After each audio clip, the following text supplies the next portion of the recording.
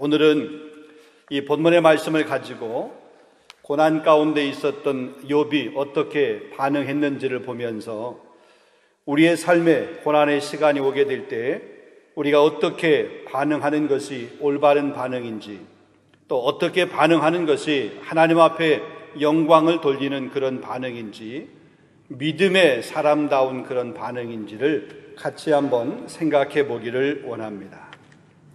여러분, 인생은 반응입니다. 사건 혹은 환경보다 그것에 대해서 어떻게 반응하느냐라고 하는 것이 참 중요합니다. 발생한 사건이나 상황이 우리의 인생을 바꾸는 것이 아닙니다.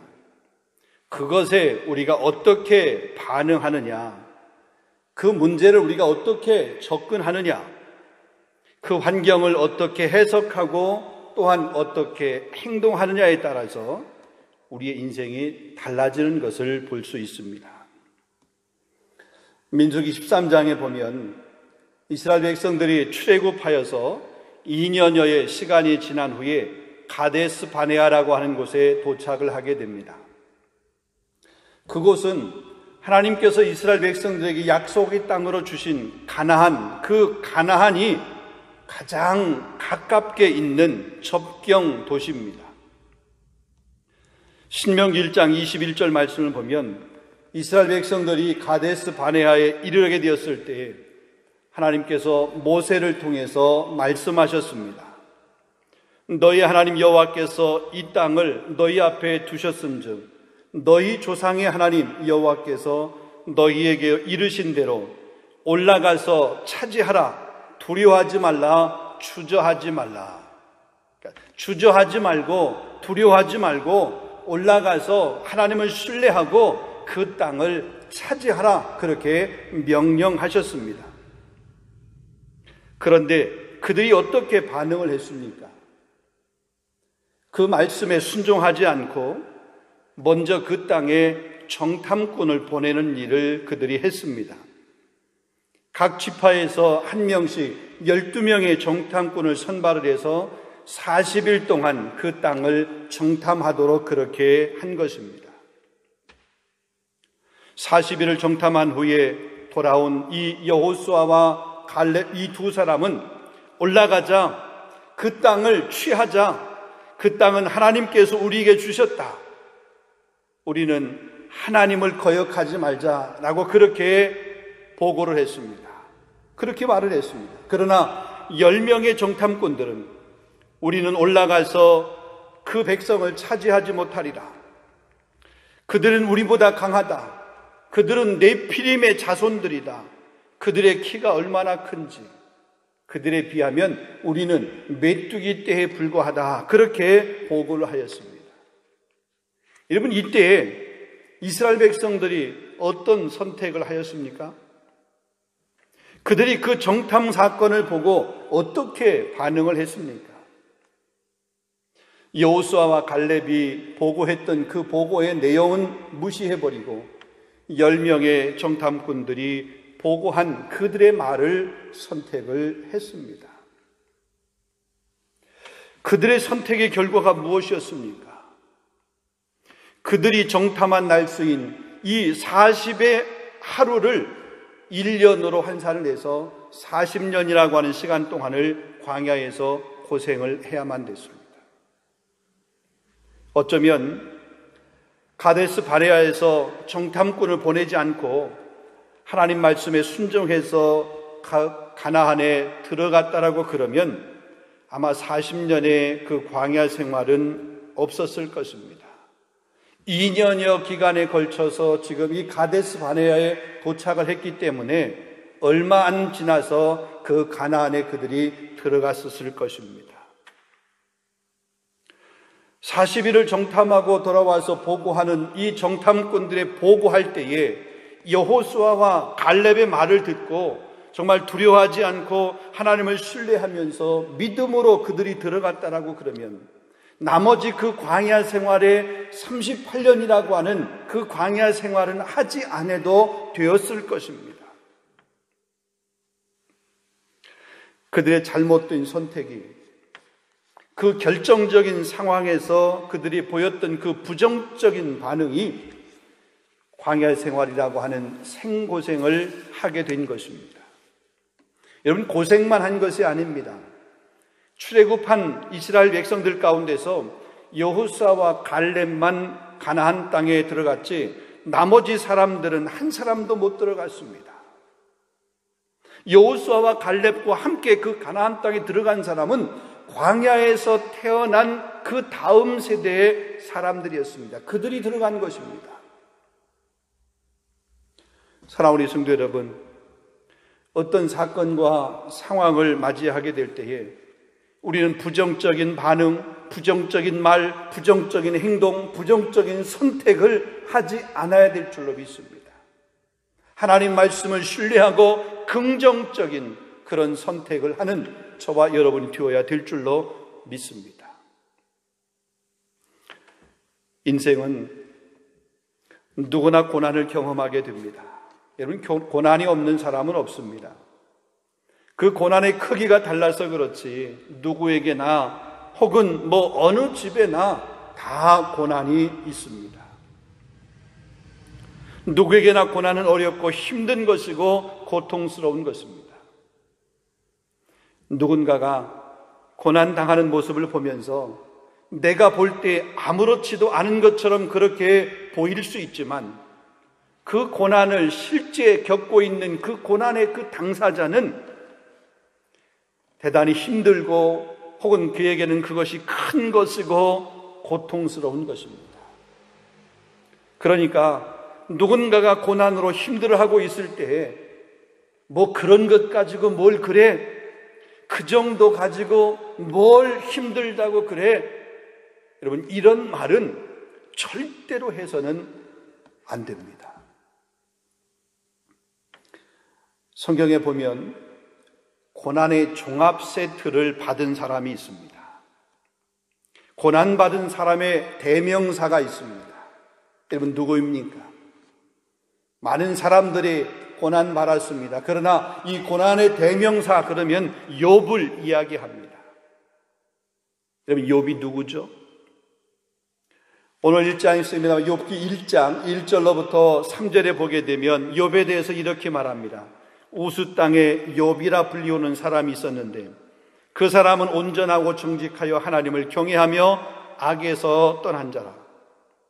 그에게 아들 7과 딸 3이 태어나니라. 그의 소유물은 양이 7,000마리요 낙타가 3,000마리요 소가 500결이요 암나귀가 500마리며 종도 많이 있었으니 이 사람은 동방 사람 중에 가장 훌륭한 자라. 우스 땅은 요단강을 중심으로 해서 요단 동편의 그런 땅입니다. 아라비아 광야 지역입니다. 욥은 온전하고 정직한 사람이었습니다. 하나님을 경외하면서 악에서 떠나 있는 그런 사람이었습니다. 7명의 아들이 있고 3명의 딸을 두고 있는 족장입니다. 그에게는 양과 소와 암나귀와 종들이 많이 있습니다. 부자였습니다. 동방 사람들 중에 가장 훌륭한 사람이라고 그렇게 말하고 있습니다. 자, 이렇듯 온전하고 정직하고 하나님을 경외하고 악에서 떠난 사람이고 자녀의 복을 많이 받은 사람이고 부자이고 가장 훌륭한 사람, 정말 하나 부족함이 없고 하나 흠잡을 것이 없는 어쩌면 완벽한 사람, 우리가 소망하고 우리가 바라고 우리가 기대하는 그런 사람의 한 모습입니다. 여러분, 그가 얼마나 하나님 앞에 경건한 모습으로 그의 가정과 그 삶을 살았는지, 그의 자녀들이 생일날이면 자기 형제들을 초청을 하여서 잔치를 했습니다. 그러면서 즐거운 시간을 보냈습니다. 혹시라도 그들이 그 잔치를 베풀면서 세속에 취해서 경건해서 떠난 행동을 했을까봐, 하나님을 욕되게 하는 행동을 했을까봐 그 잔치가 끝나고 나면 그 다음 날 그 자녀들을 불러놓고 그 자녀의 명수대로 하나님 앞에 번제를 드렸습니다. 혹시라도 죄를 지은 모습이 있으면 부지 중에라도 자기의 자녀들이 죄를 지은 모습이 있으면 하나님 앞에 용서를 구하는 마음으로 그렇게 번제의 제사를 드렸습니다. 자, 이렇게 경건하게 살았던 욥이고 욥의 가정이었습니다. 그런데 그 욥에게 고난이 찾아온 것입니다. 자, 욥에게 찾아온 고난은 크게 세 가지입니다. 1장에 보면 두 가지를 이야기하고 있고 2장에 가서 보면 또 한 가지를 이야기합니다. 자, 첫 번째로 보게 되면 자기가 소유하고 있었던 재물이 하루아침에 다 날아갔습니다. 소, 양, 낙타, 나귀, 자기가 소유하고 있었던 기 가축들이 스바 사람이 와서 다 죽이고 빼앗아 갔습니다. 하늘에서 불이 떨어져서 다 타버리고 아무것도 남지 않았습니다. 전 소유, 전 재산이 하루아침에 날아간 것입니다. 사업으로 말하면 쫄딱 망한 것입니다. 알거지가 되었습니다. 그런데 그것만이 아닙니다.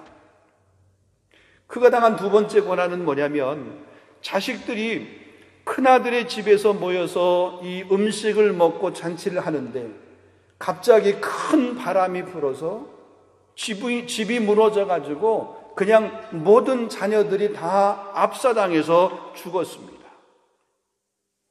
재산을 날린 것도 힘들고 어려운데 하루아침에 한 명의 자녀도 아니고 10명의 자녀들을 하루아침에 다 잃었으니 얼마나 힘들고 어려웠겠습니까? 청천벽력 같았을 것입니다. 이게 무슨 마른 하늘의 날벼락입니까? 근데 그것만이 아닙니다. 2장에 가서 보니까 이 욥 자신의 건강까지 잃었습니다. 머리끝부터 발끝까지 종기가 생겨서 얼마나 괴롭고 가려운지 질그릇 조각을 가지고 그 가려운 부분, 그 진물 나는 그것을 긁으면서 그렇게 있었습니다. 사랑하는 아내도 하나님을 저주하라고 그러면서 떠나갔습니다. 이건 가정이 깨어진 거잖아요. 풍비박산 난 것입니다.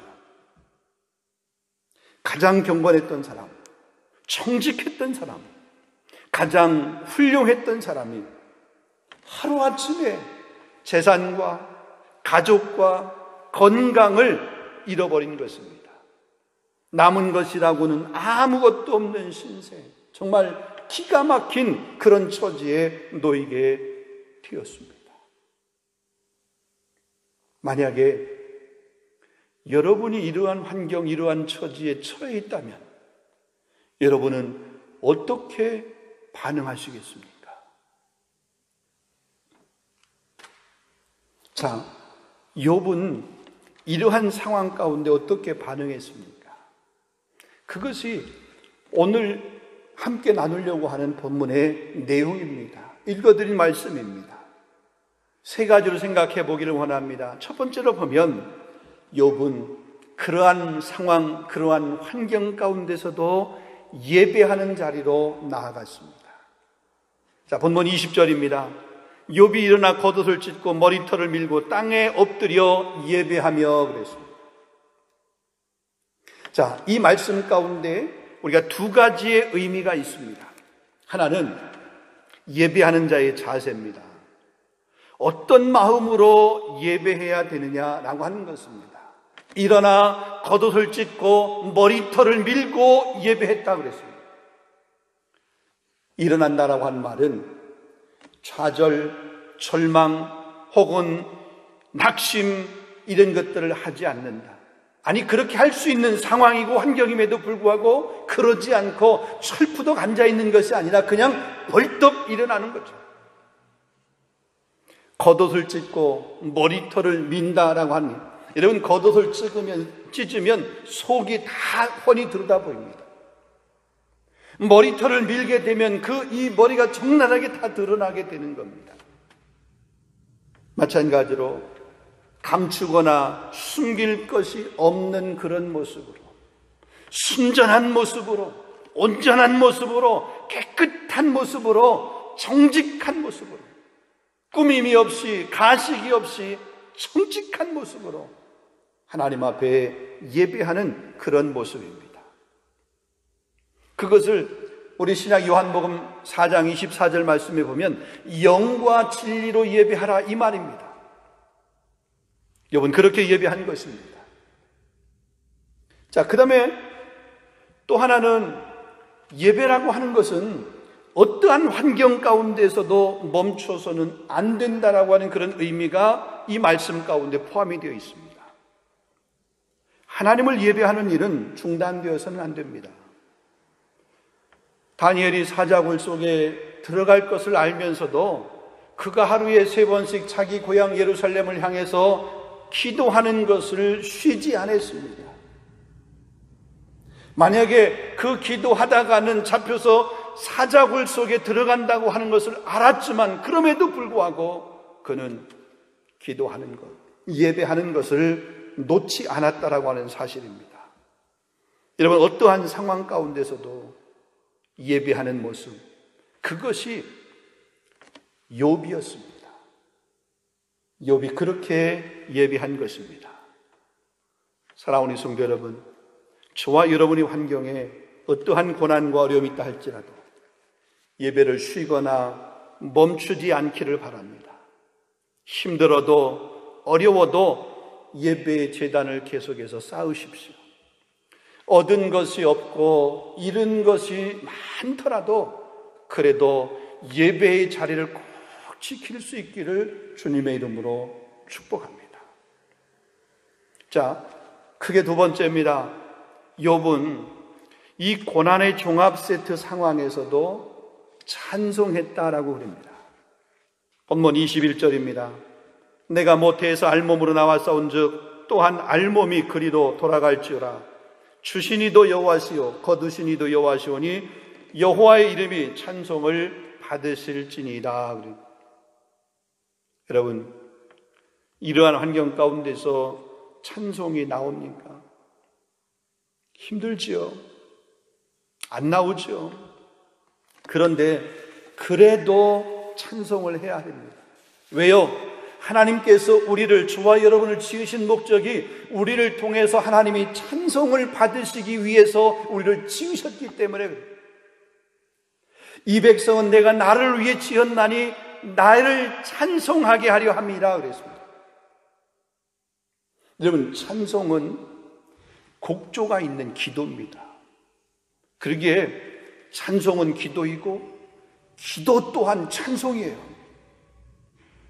그러니까 이 고난의 종합 세트를 받은 이 욥이 그 종합 세트 상황 가운데서도 하나님을 찬송하고 하나님 앞에 기도했다는 거죠. 이 모습이 저와 여러분의 모습이 될 수 있기를 원합니다. 마지막 세 번째로 보면 욥은 그런 환경 가운데서도 하나님을 원망하지 않았다. 본문 22절입니다. 모든 일에 욥이 범죄하지 아니하고 하나님을 향하여 원망하지 아니하니라. 여러분, 하나님을 원망하는 것은 하나님께 죄가 되는 것입니다. 원망하는 마음은 하나님이 가장 싫어하시는 마음이에요. 반면에 사탄 마귀는 가장 좋아하는 마음입니다. 그래서 사탄은 끊임없이 우리에게 원망하는 마음, 불평하는 마음을 줍니다.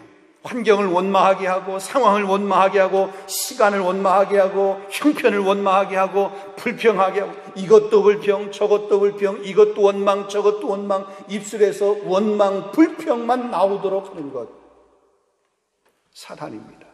심지어는 하나님을 향해서도 원망하도록 만드는 것, 이게 사탄의 전략이고 사탄의 괴략입니다. 근데 여러분, 원망하고 불평하는 모습은 이 문제의 원인을 타인에게서 찾으려고 하는 그런 마음입니다. 자신의 문제 혹은 자신의 죄의 문제, 이런 것들을 다른 타인, 다른 사람에게 전가시키는 것이 바로 원망입니다. 너 때문에 그래, 뭐 때문에 그래, 이것 때문에 그래, 이 시대가 그래서 그래, 이 상황이 그래서 그래. 내 문제가 아니라 다른 사람에게 전가시키는 것, 그게 원망이에요. 마치 아담이 선악을 알게 하는 열매를 따먹고 나서 하나님께서 아담을 찾아서 아담을 책망하니까 왜 그 선악을 알게 하는 그 나무를 열매를 따먹었느냐 그렇게 물으니까 당신이 내게 주셔서 나와 함께한 저 여자가 그 여자가 시켜서 내가 그렇게 따먹었다 핑계했잖아요. 하와를 책망하니까 하와가 말합니다. 당신이 창조해 놓은 그 뱀이 꿰어서 뱀이 꿰므로 그래서 어쩔 수 없이 내가 그 선악을 알게 하는 열매를 따먹었다 그렇게 이야기했잖아요. 그들이 핑계하고 또 이렇게 다른 존재를 원망을 했지만 결과는 어땠습니까?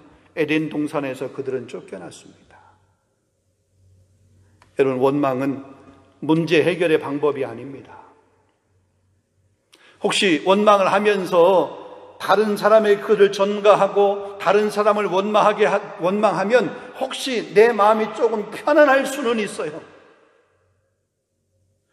문제를 나에게 가지고 있지 아니하고 다른 사람에게 그 문제를 전가하니까 조금 편할 수는 있어. 그렇지만 그렇다고 해도 문제가 해결되는 것은 아니에요.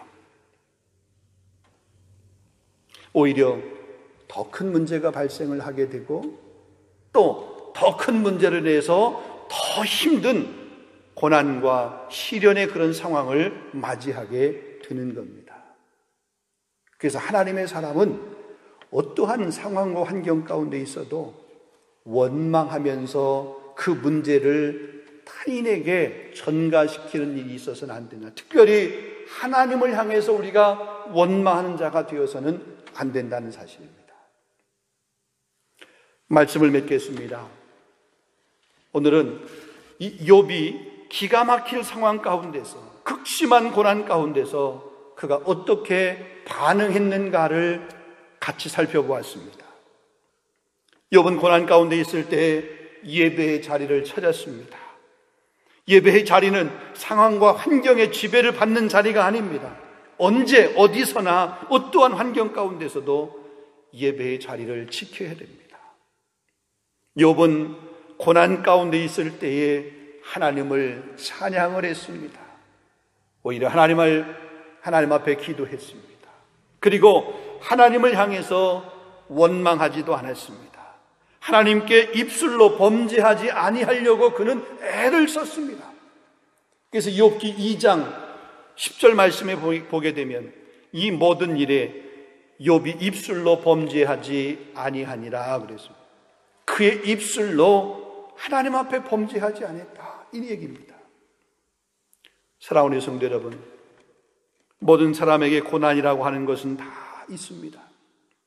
그 고난의 환경에 어떻게 반응하느냐에 따라서 그 사람이 믿음의 사람이냐 아니면 세상의 사람이냐, 하나님의 사람이냐 사단에게 속한 사람이냐, 이것이 결정이 되게 됩니다. 어떠한 환경 가운데 있다 할지라도 여러분, 예배를 멈추지 않기를 주님의 이름으로 부탁을 드립니다.